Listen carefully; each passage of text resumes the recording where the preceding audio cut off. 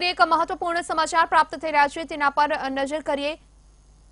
બનાસકાંઠાના થરામાં પદ્માવત ફિલ્મનો વિરોધ કરવામાં આવ્યો છે। મહાકાલ સેનાએ હાઈવે પર ચક્કાજામ કરી વિરોધ નોંધાવ્યો છે। ટાયરો સળગાવી નેશનલ હાઈવે 27 પર ચક્કાજામ કરી દીધો છે। ટ્રાફિક જામના દ્રશ્યો પણ સર્જાયા છે। સ્થાનિક પોલીસ અને ફાયર ફાઈટરની ટીમ ઘટનાસ્થળ પર પહોંચી ગઈ છે। બનાસકાંઠાના થરામાં પદ્માવત ફિલ્મનો વિરોધ કરવામાં આવી રહ્યો છે। મહાકાલ સેના દ્વારા આ વિરોધ કરાયો છે અને હાઈવે પર ચક્કાજામ કરી દેવામાં આવ્યો છે। વધુ માહિતી સાથે સંવાદદાતા પરેશ અમારી સાથે ફોન લાઈન પર જોડાઈ ગયા છે। પરેશ, પદ્માવત ફિલ્મનો વિરોધ થરામાં થઈ રહ્યો છે। હાલ દ્રશ્યમાં જોઈ શકાય છે ટાયરો સળગાવ્યા અને હાઈવે પર ચક્કાજામ કરવામાં આવ્યો। શું પરિસ્થિતિ છે હાલ? પોલીસ દ્વારા કઈ રીતે મામલો થાળે પાડવામાં આવી રહ્યો છે?